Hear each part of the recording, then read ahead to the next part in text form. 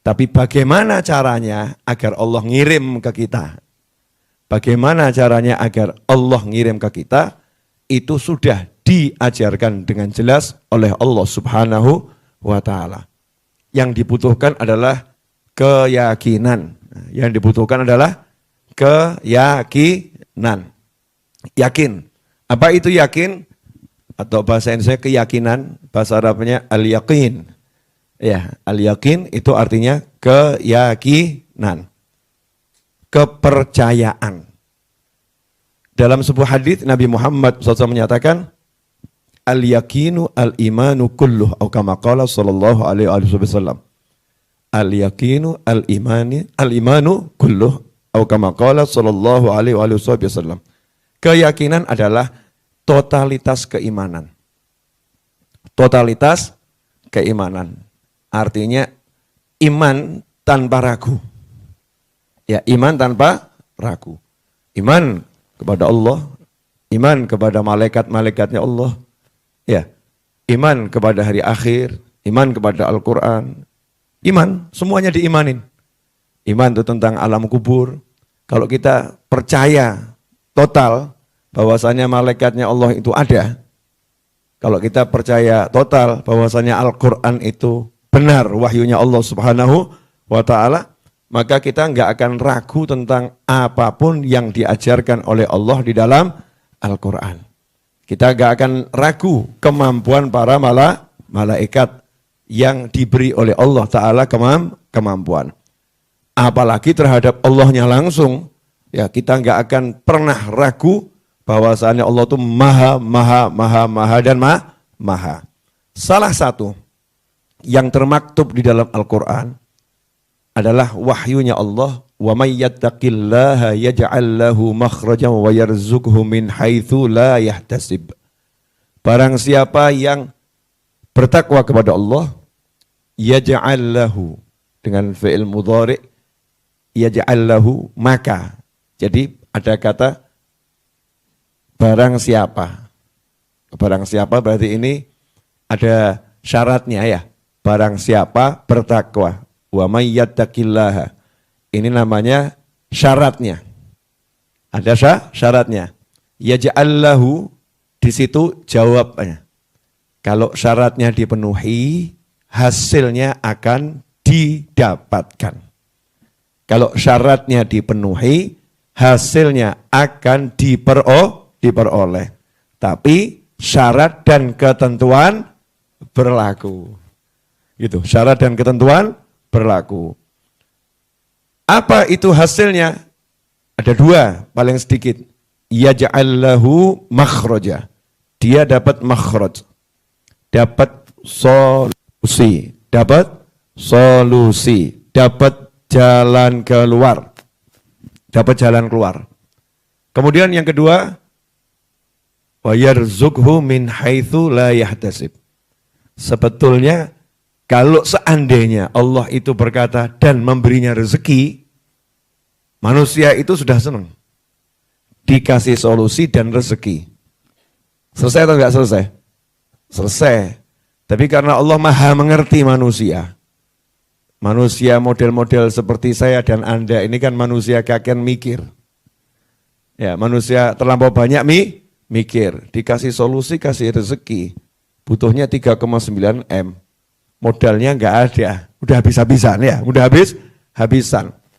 Solusinya dari mana? Rezekinya gimana? Wah, yang diupayakan itu kalau jual buku dapatnya 100.000.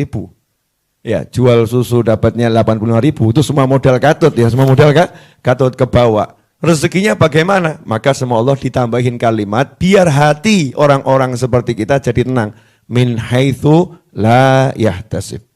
Caranya rezeki itu sampai ke kamu, modelnya bagaimana, kamu nggak akan pernah bisa memperhitungkannya. Kamu nggak akan pernah bisa memperhitungkannya.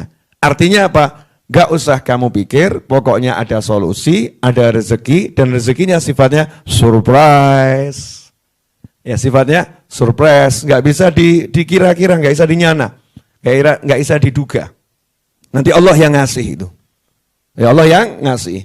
Nah untuk percaya gitu butuh iman. Kalau enggak mesti ngeyel. Ya surprise-nya modelnya gimana? Ya beneran nih nanti ada surprise. Kalau enggak ada gimana? Masya Allah. Ngeri ini kalimat ini. Berarti dia enggak percaya sama Allah. Enggak yakin sama Allah. Orang yang percaya yakin sama Allah itu hanya bergerak saja.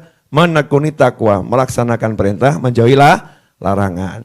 Perintah misalnya bekerja, ya bekerja dengan cara yang baik dan halal. Sesuai syariat. Perintah misalnya dia seorang guru harus mengajar, ya dia mengajar. Perintah misalnya seorang ibu harus nyayangi anak, ngurusi anaknya. Seorang istri harus ngurus suaminya. Ya jalankan itu. Ya jalankan itu. Anak bukti sama orang tua, jalankan itu. Jangan kemudian justru karena mengejar solusi,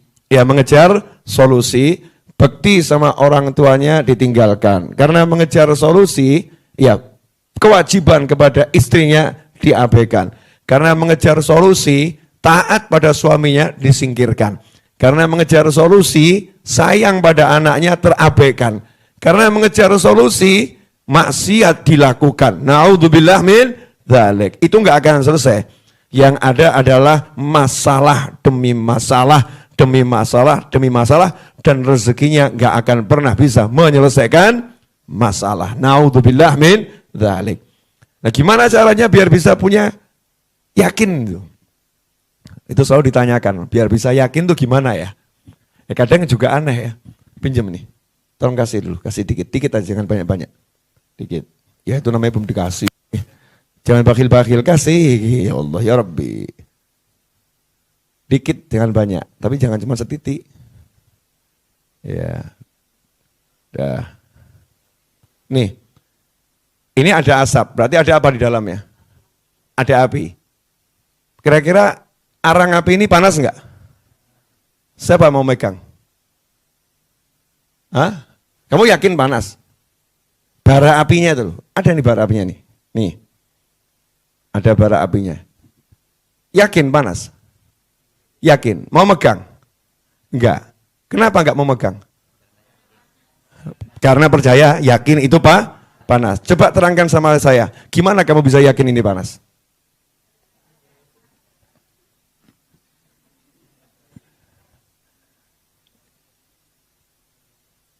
Ada yang pernah bilang, udah pernah mencoba, ini beda loh ini. Siapa tahu ini beda. Yakin kita hanya dengan ilmu dan pengalaman. Betul ya? Ilmu dan pengalaman. Ilmunya api itu panas. Pengalamannya pernah keselomot. Betul ya? Pernah keselomot. Sehingga ada bara api yang enggak begitu besar, kita pun enggak mau nyentuh. Karena yakin itu sama. Sama-sama panas. Pertanyaan saya, siapa di antara kita yang belum pernah dapat rezeki tak terduga? Saya yakin semua pernah dapat rezeki tak terduga, betul? Siapa di antara kita yang belum pernah punya pengalaman dapat solusi tiba-tiba? Saya yakin semua pernah dapat solusi tiba-tiba. Nah, kenapa yakinnya itu nggak bisa dipakai untuk hal lain? Sementara urusan api dari kecil seumur hidup dipakai. Kok domblong semua kenapa nih? Betul ya? Kalau sama api ilmunya satu dipakai sama lamanya, benar? Tapi kalau sama urusan rezeki tak terduga tadi, kok kemudian begitu angkanya besar, yakinnya berubah. Ya kalau cuma 200.000 sih ya yakin Beb, tapi kalau 3,9 M ya rodok mikir. Benar? Betul ya? Ya, bedanya apa terus tadi? Api tadi sama api-api kalian selama ini. Nah, itu. Masalahnya ilmu tentang api tadi kamu melihatnya nyata, kamu suruh yakin sama bara api, percaya. Nah, kamu disuruh yakin sama Allah kok enggak percaya. Lah itu kan ngerinya luar biasa. Betul kan? Kamu kan yakin api itu panas, sehingga kamu lebih percaya sama bara apinya daripada Allahnya yang membuat api itu panas. Sementara Nabi Ibrahim alaihissalam yakin yang buat panas itu bukan api. Yang buat panas itu Allah subhanahu wa ta'ala. Itu keyakinan Nabi Ibrahim alaihissalam. Api kalau diizinkan panas jadinya panas. Diizinkan dingin jadinya dingin. Itu keyakinan mukmin. Maka dalam tauhid Ahlus Sunnah wal Jamaah kita cuman boleh meyakini api itu bisa membakar kalau diizinkan Allah untuk membakar. Api itu bisa melukai kalau diizinkan Allah melukai. Makanan itu bisa mengenyangkan kalau diizinkan Allah untuk mengenyangkan. Makanan tidak bisa menciptakan rasa kenyang. Enggak ada makhluk yang bisa menjadikan kita kenyang kecuali dengan izin Allah subhanahu wa ta'ala. Makanya Nabi Ibrahim alaihissalam masuk ke dalam bara api yang luar biasa. Jalan nyantai-nyantai saja. Ya narukuni bardan wa salaman ala Ibrahim. Allah bilang sama apinya, menyala, membakarlah kepada yang lain. Khusus buat Ibrahim, kamu dingin dan menyelamatkan. Nyantai Nabi Ibrahim dengan yakinnya pada Allah subhanahu wa ta'ala. Kobaran api yang luar biasa tak menggoyahkan hatinya. Bisa dipahami? Udah nggak paham juga nggak apa-apa. Belum paham juga nggak apa-apa. Jangan dipaksakan paham. Nanti ada waktunya kita paham. Yang penting belajar. Jadi belajar itu pahamnya nggak harus sekarang. Ya belajar itu proses. Pahamnya nggak harus sekarang. Kadang-kadang Allah paham sama kita 10 tahun lagi. Terus kita kaget, ya Allah. Oh ternyata. Seperti itu maksudnya. Tapi kita udah belajar. Nah kalau nggak belajar kan nggak akan pernah punya kesempatan untuk paham. Nggak punya kesempatan untuk mengerti. Maka jangan sedih kalau saat ini kita belum mampu memahami. Belum mampu mencerna, nggak apa-apa. Namanya juga manusia, ada prosesnya. Seperti seorang ibu ngomong sama anaknya, ini mama, sebut mama, papa. Ada enggak yang model begitu? Ada. Apa ibunya kemudian marah? Enggak, oh enggak apa-apa. Kamu baru ngerti papa, mama saya yakin kamu akan paham pada saatnya. Maka ibunya dengan tekun mengatakan, mama, papa. Suatu hari bilang, mama. Senangnya luar biasa. Ya guru sama murid ya begitu. Murid belajar, so nyebut mama, keluarnya papa. Ya enggak jadi masalah. Husnudzonnya ibu membuat anak itu bisa mengucapkan mama. Nah kita sama Allah Ta'ala, tugas kita ini jalan saja. Takwanya dijalankan. Makanya, sholawat munjiah jalankan, ya kajian jalankan, sholat 5 waktu berjamaah jalankan, zikir jalankan, tugas menyenangkan bantu orang jalankan, upaya kerjanya jalankan, kerja nyata sifat dalam arti bisnisnya ya jalankan, semua dijalankan. Allah lihat senang Allahnya, hambaku ini percaya sama aku, dia hanya menikmati perjalanan dengan penuh kesenangan. Hasilnya jalannya sambil senang, ya nanti Allah akan bereskan. Kapan itu? Jangan nanya lagi. Lawang judulnya Allah yang akan bereskan. Seperti kopi, minta dari tadi, munculnya baru. Tapi muncul kan? Muncul gitu. Bukan munculnya tadi, munculnya sekarang. Mintanya dari tadi, buatnya juga udah dari tadi, munculnya sekarang tetap tersolusikan dan selalu saya dapatnya belakangan. Loh, sama bingung kan? Iya, selalu dapatnya belakangan. Ini kalau nggak disindir nggak dapat duluan saudara-saudara. Maka kamu harus lantang dalam berdoa. Harus lantang yang pede minta sama Allah Subhanahu wa ta'ala, yang pede. Jelas semuanya ya? Jadi yakin. Nah, gimana caranya punya yakin tadi biar yakinnya utuh, biar yakinnya kuat, biar yakinnya itu enggak terkikis, biar yakinnya semakin mantap. Jangan kumpul sama orang yang ragu. Jadi kalau ada orang biasa ngomong, nggak mungkin itu, wah nggak bisa itu, nggak masuk akal, nyingkir aja deh. Jangan banyak-banyak duduk sama yang pola pikirnya semacam itu. Akan melemahkan yakin kita. Duduk sama yang yakinnya kuat-kuat. Nah siapa yang yakinnya kuat-kuat? Para ulama, para aulia, para sulaha, para ambiya. Gimana cara duduknya dengan para nabi? Gampang, baca Al-Quran kisah-kisah nabi. Ya kisah-kisah nabi, nanti yakin kita kuat. Bagaimana Nabi Musa alaihissalam ngadepi laut yang luar biasa, ngadepi Fir'aun yang luar biasa, ngadepi bala tentara Fir'aun yang luar biasa, ngadepi umatnya yang protes di tepi laut. Nabi Musa cuma nyantai, ditanya ada solusi enggak? Nanti Allah kasih petunjuk. Ya nanti Allah kasih petunjuk, dan petunjuknya Allah cukup menyenangkan. Kayu ini tongkatmu pukulkan ke laut. Tongkat pukulkan ke laut. Hasilnya biasanya tongkat pukulkan ke laut, apa hasilnya? Pioh. Ya mak, pioh. Ya gitu suara air aja. Nggak ada apa-apa. Tapi karena Allah yang suruh dan yakin, blek, hasilnya tak terduga. Apa akan diduga hasilnya seperti itu? Enggak. Hasilnya surprise. Hasilnya tak terduga. Perang Badar 313 tanpa senjata yang memadai. Melawan pasukan kafir yang siap membantai dan membunuh. Solusinya apa? Ya berjuang. Hasilnya yang kafir kocar kacir, banyak yang mati, yang muslim sedikit yang gugur, dan memenangkan pertempuran. Tapi ya usaha. Allah akan kasih solusi. Perang Khandaq, gali parit. Ya, gali parit, digali benar keliling Madinah, paritnya digali. Walaupun parit digali, itu kalau menurut teori tetap bisa musuh masuk, hanya mengulur waktu. Tapi tiba-tiba Allah kirimkan bantuan yang namanya angin, sehingga musuh udah masuk parit, kudanya loncat-loncat, akhirnya hatinya galau, berantakan semuanya. Mereka mundur. Ada solusi-solusi dari Allah Subhanahu wa taala untuk para anbiya wal mursalin. Aulia, wali-wali dalam Al-Qur'an, Ashabul Kahfi. Lagi sedih, ya harus meninggalkan negaranya, karena di negaranya nggak ada yang iman, nggak ada yang iman. Tidur di gua, ditidurkan sama Allah 309 tahun. Dah tidur sana 309 tahun. Gak usah kamu urusin negaramu yang gak ada imannya itu. Negaramu yang kafir itu gak usah kamu urusin. Biar aku yang urus, sudah kamu gak usah ikut campur. Tidur 309 tahun. Dibangunkan sama Allah, bangun sekarang. Sudah jadi muhibbin semuanya satu negara.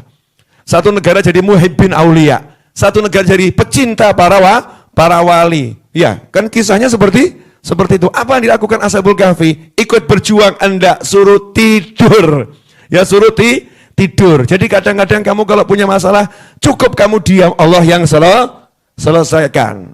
Jadi banyak kisah-kisah dalam Al-Quran, kisah-kisah dalam hadis dari para nabi, para rasul, para wali yang bisa menguatkan yakin kita. Nah kita lebih suka lihat berita yang menggoyahkan iman.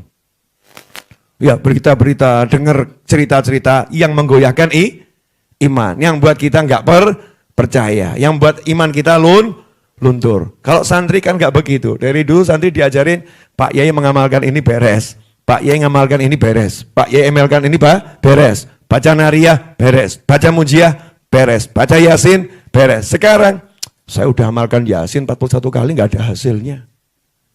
Cerita begini jangan kamu dengarkan, ini ngerusak iman ini. Yang ngerusak iman. Bacanya gimana? Bacanya kamu bagaimana? Kemudian istiqomah atau tidak? Waktu baca percaya atau coba-coba?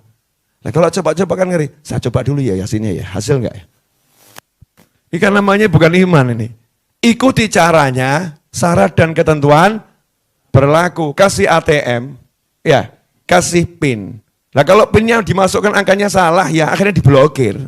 Bukan uang yang keluar, ya. Justru ATM yang nggak bisa dipakai karena syarat dan ketentuannya tidak diikuti. Jadi kita ikuti amalan para wali, amalan orang soleh, santai, jalani, terus nanti Allah akan munculkan solusi tiba-tiba. Tiba-tiba ada begini, tiba-tiba ada begini, tiba-tiba ada begini, tiba-tiba ada begini. Allah yang ngatur itu. Dan subhanallah, ajibnya luar biasa, indahnya luar biasa. Alhamdulillah, sahabatku, 2 minggu lagi insya Allah harapan saya tiang-tiang pondasi sudah berdiri. bulan depan insya Allah sudah dicor lantai 1. Nah Beb, urusannya besok kenapa? Ya besok nggak usah diurus sekarang, besok diurus besok. Oh besok kok diurus sekarang? Sekarang urusannya belajar mengajar. Yang ngasih informasi di medsos kan sudah ya. Ini sekarang YouTube, ini kan juga ada tulisan nih, siapa ingin ikut andil silakan transfer sesuai yang tertera di layar monitor nomor rekeningnya. Kan juga sudah munculkan. Ya saya nggak bisa menguasai hati orang. Nanti Allah yang akan gerakkan siapa ikutan andil, ada yang 10.000, ada yang 20.000, ada yang 100, ada yang 5 juta. Siapa tahu ada yang lagi ngelamun tiba-tiba 1 M. Wallahu alam. Nggak ngerti ya. Nah, nanti sadarnya belakangan. Setelah sadar, kenapa cuma 1 M? Kan begitu ya. Setelah sadar, kenapa cuma 1 M? Setelah masuk sini, ternyata ini tempat manfaatnya luar biasa. Wah, ini pahala saya dibagi orang banyak, rugi saya. Mungkin kan bisa seperti itu. Enggak ada yang ngerti. Wallahu a'lam. Tugas kita pokoknya semangat.